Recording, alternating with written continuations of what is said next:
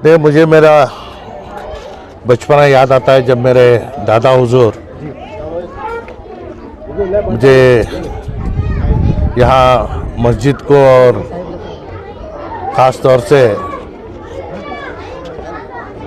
कदीम जो घराना पीर साहब का घराना था यहाँ पे आना जाना रहा था। आज अल्हम्दुलिल्लाह ये जो करबला की बौड़ी है इसके लिए इससे पहले भी है ना कई मर्तबा कोशिश हुई है, क्योंकि मजहबी एतबार से ताल्लुक़ रखने वाली जगह होने की वजह से कॉरपोरेशन से या किसी और पैसों से है ना इसका काम करना मुनासिब नहीं था। तो इस वजह से जनाब आरिफ हुसैन यहाँ के कॉरपोरेटर बनने के बाद और इससे पहले भी जनाब सैयद अकरम सोम सुंदर यहाँ कॉरपोरेटर जब थे 2-3 मरतबा इसका काम करने की कोशिश किए थे। छोटे छोटे पैसे यहाँ पे डाला गया था, लेकिन ख़ास तौर से यहाँ पे यूजीडी का पानी है ना ये करबला के बॉडी में आने की वजह से इसे मुकम्मल तौर से काम करने के लिए इस मरतबा फिर एक बार एमएलए ग्रांट से 10 लाख रुपए देकर इसका काम आज अंजाम दिए हैं।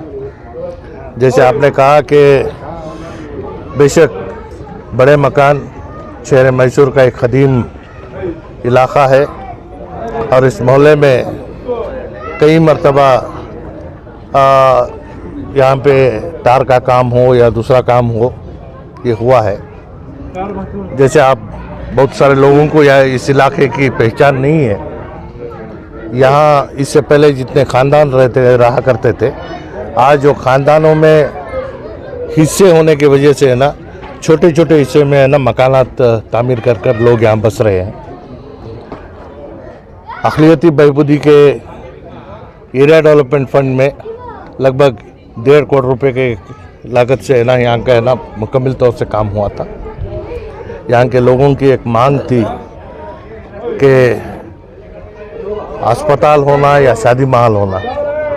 इससे पहले भी एक शादी महल के लिए काम हुआ था, उसके बाद इसे तब्दील कर कर अस्पताल के लिए एमएलए ग्रांट से है ना 20-22 लाख रुपए डालकर काम किया गया था, लेकिन वो मुकम्मल ना होने की वजह से यहाँ पे अभी मौजूदा हमारे यहाँ इस एरिया के कॉरपोरेटर जनाब अलाज आरिफ हुसैन लगभग 60 पर 8 लाख रुपए का टेंडर कराकर काम चल रहा है और मजीद तरीके से और फिर 35 लाख रुपए का काम टेंडर हुआ है। तो मैं समझता हूँ 1 करोड़ रुपए में यहाँ के शादी महल का काम मुकम्मल होगा। तो जैसे आपको मालूम है कि उमर शाह मस्जिद का भी काम चल रहा है। ये बरसों की ख्वाहिश रही, क्योंकि ये बेंगलुरु मैसूर रोड में होने की वजह से इसका एक अच्छा सा डूम हो और वो डूम का काम हुआ है। जब मैं वज़ीर अक़लियती बहबूदी और औक़ाफ़ रहा यहाँ के लिए पैसे दिया था, लेकिन लिखने में डूम की जगह दरगाह लिख दिए थे। इस चीज़ को फिर तब्दील कर कर लाने में है ना वो पैसा वापस चले गया। अब फिर एक बार 10 लाख रुपए रियासती वक्फ बोर्ड से आए हैं, लेकिन वो काम मुकम्मल करने के लिए 20-22 लाख का काम है। तो इंशाल्लाह उसे है ना फ़ौरनी तौर से है ना करने के लिए आगे आएंगे।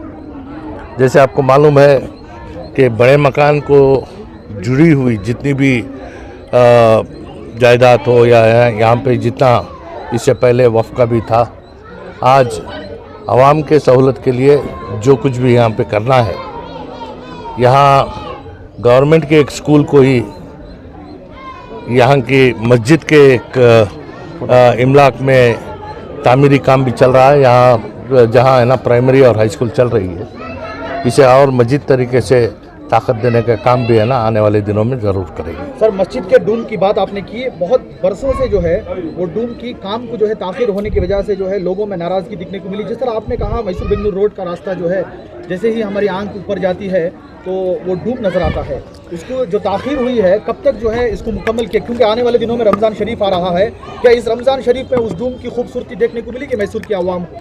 देखिए, हर इदारे में एक कमेटी होती है, लेकिन हमारी बदकिस्मती ये है कि है ना गुज़िश्ता 5-6 साल से है ना यहाँ पे कमेटी नहीं है।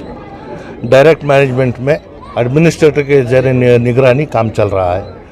तो यहाँ पे कमेटी बनाने का भी काम है ना हमारे सामने है, क्योंकि है ना बहुत सारे लोगों की ख्वाहिश जाहिर होने के बाद इसमें इंतखाब करने के लिए ज़रा मुश्किल का काम था। तो इंशाल्लाह माह रमज़ान के बाद यहाँ की कमेटी का काम करेंगे। जब तक डूम का काम फ़ौरी तौर से शुरू करने की हिदायत मैंने दी है, तो इंशाल्लाह उसे है ना फ़ौरी तौर से शुरू कराता हूँ।